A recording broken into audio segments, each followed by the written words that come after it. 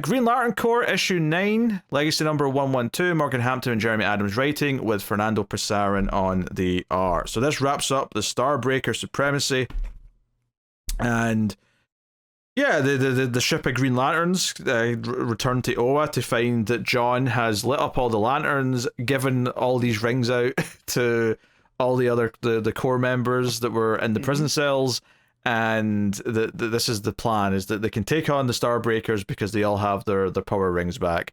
But they're also a little bit distraught because John died effectively in the process of lighting everything up.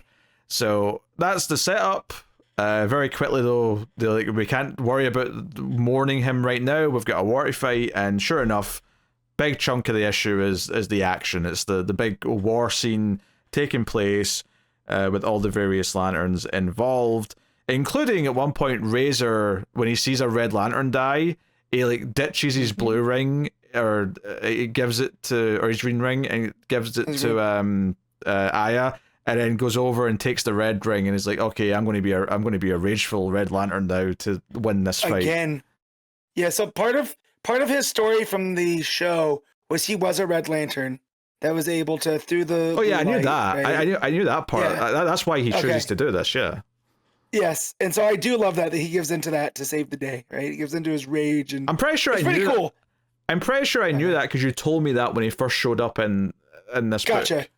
I couldn't remember if I had told you, but yeah, and then that page where he does the red throw up stuff on there, and then underneath just all the different color lanterns going together. I was just like, this is really cool. This is what I do like about the Green Lantern, when it gets completely, not space opera-y, but when it leans into that, it's a lot of fun. I mean, yeah. I mean, I think it's solid. It's nothing particularly special, because how many times have we had, Green Lantern have pages where it's just a lot of people with different colored rings just firing beams at each other. Like, it's a lot of that. Obviously you've got Ellie, who's got a blue ring now, and she's a construct, so that's interesting and kind of like a new idea in and of itself for Green Lantern as a concept. So she's using her powers for the first time, and all the rest of it. And they realize that maybe this is actually kind of fruitless. Where the fight starts to take a bad turn is because it turns out the Starbreakers are actually absorbing their constructs. It's making them stronger. They're taking the constructs and like just absorbing the energy. And it's like, shit, how do we deal with this? And because the Chronoclove goes off and the memories are unleashed, the Guardians get their memories back, and they're like, shit, we think we know how to beat these assholes. So the ultimate plan ends up being to basically turn all the batteries up to entice all the Starbreakers to be like, oh, that's a lot of energy. I want to get in there and lick all that energy up. It's turning the bug lights all the way on.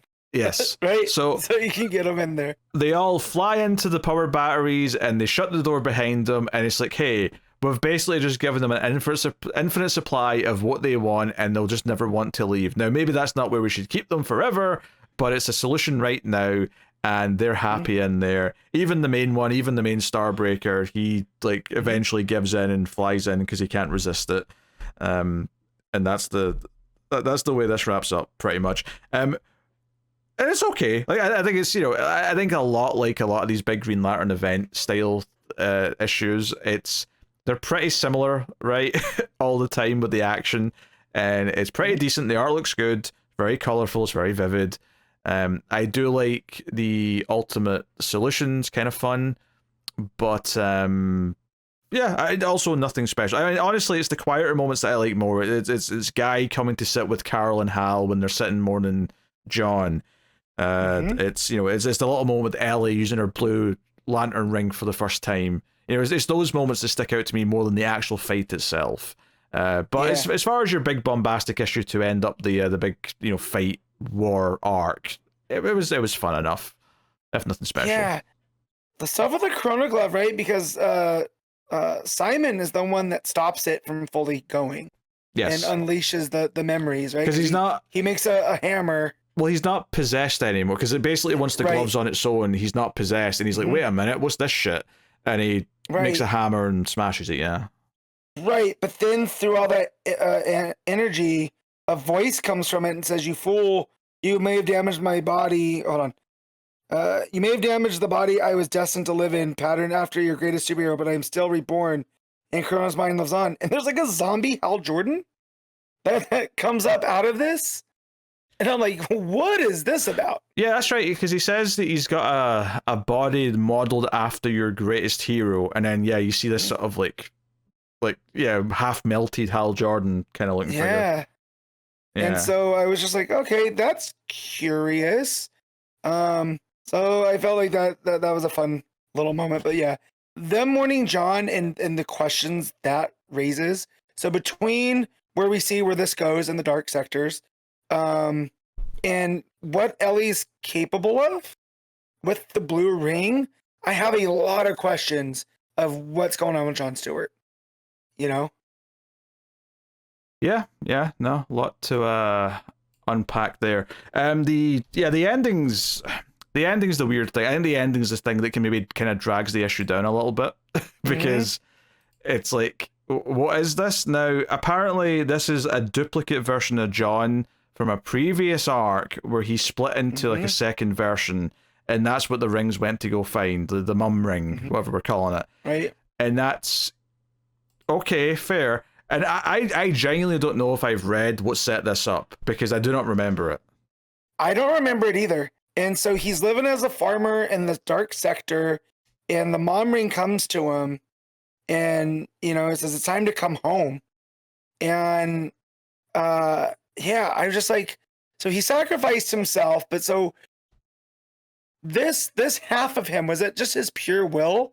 Is that what we were reading in War Journal? Is that why he was able to do all the stuff that he did, and then able to essentially put his mom, her spirit, for lack of a better term, in that ring, and then recreate his sister, who's another will being, right? Who is capable of hope on her own now because she's wearing the blue ring. So, like, just how powerful was Jon Stewart as a human being? Well, to do all this, it all comes from that extra power that he got. Yeah, when he got all the extra power. Yeah. I don't. I think it's clearly just from that same kind of like surge, if you will, whatever you want to call it. But I mean, I'm not that fussed about knowing where it comes from at this point, because ultimately it's just comic book bullshit, and I can just kind of roll with it. It's just like, you have him do this big sacrifice, and then you don't wait like an arc before you have the reveal, oh hey, there's a duplicate out there that can come back and like fill the role, kind of thing. You know, and apparently this is like an old love interest that he had, that he's living with, from older, like yeah, she has a robot leg, so I don't know. She feels like the one that died, though. That was his main, like, huge love interest that would get brought up, the same as the planet, the same as Zenshi, right, for a long time. Yeah, Cat Matui. It is Cat Matui. There you go. So this is that one. Yeah. I could have. She got a cool robot leg. I could have never pulled that name out of my ass if I'd. Here's my secret, Pete. I pull up the pages on League of Comic Book Geeks. Oh, I know you're cheating. Yeah, I know you're cheating. Don't worry. The diligent readers fill out these, you know, who's ever in the issue, and that's how I figure out a lot of these. But yeah, that was definitely the ending I was not expecting, because I was fine with all of the War of Light kind of stuff. That's what we're used to with Green Lantern, and I did love pulling the Star Breakers into the batteries, essentially making them full, like they're little raccoons. You know, and you're letting them into the dumpster and shutting the dumpster lid. I thought that was very, very fun.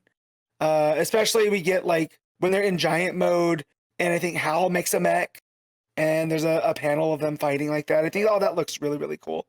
For it to because it's not really undoing John's sacrifice as this light bringer, but yeah, to undo it within the same issue, I kind of have a beef with that one. Yeah, I mean, I think part of it's just that Jeremy Adams clearly knows his Green Lantern history, because this is not the first time he's like had something show up where it's like, oh, this is a character from a TV show that I didn't watch. Oh, this is a character from this part of the New 52, or this is a character, even Starbreaker was like something from like you know, whatever part I hadn't read before. Like, he's done this multiple times now. He clearly loves just pulling things from different parts of Green Lantern history. Even Krona, you know, I mean, Krona's a bit more that comes up a bit more Yeah. often. Some of these other things, Mainline. but you know, he does seem to like doing that, and this is another example of it. Maybe it's just a bit too quick. It kind of depends how they handle this next issue, I guess. But I think this is the part that made me sort of go, really? I mean, I don't get me wrong. I knew that John Stewart was always going to come back in some form. Yeah. Of course he was. Yeah. And I do like the shift from Hal being like the Central Lantern to John being the Central Lantern. I do like that because we get this whole the greatest Green Lantern stuff with Hal, and even Corona's doing this. Like, your greatest hero, and it's a melted Hal Jordan coming out because he wasn't fully cooked yet. And so, yeah, just the fact that it was John that was able to put himself on the line this time, and we'll get to tell stories of him being the light bearer, torch bearer, and all that other stuff. But yeah. So again, like you said, Adams knows his stuff, and I enjoy the story that he's telling, right? Because the Green Lantern's been a fun section since he took over, right? Since we got the core back, since he took Green Lantern. So I'm curious to see where all this goes now, right? Because I feel like we have that Corona piece, but I don't know where Green Lantern Corps is gonna go, right? Is that gonna be the story in Green Lantern Corps? Are we gonna follow John and that stuff here? Well, I think at least John is most definitely in Green Lantern Corps, just based on who was in what book before this crossover. Corona probably Corps as well, because it ties to Kelly, but then maybe it's not tied to Kelly anymore though. Yeah. But yeah. Maybe. I mean, he did take the image of Hal though too, so I'm sure they'll have some stuff in there. Hal will have to win at a certain point. But yeah, I'm curious to see where the books diverge now and where we go, because I was enjoying the Green Lantern Corps stuff there, where we were seeing how this fractured spectrum was affecting people across the galaxy. That was always a lot of fun, and all the new characters we got introduced to along the way. So yeah. What are you giving Green Lantern Corps? I'm gonna give this. It was a 7.5. All right. I'll go 6.5.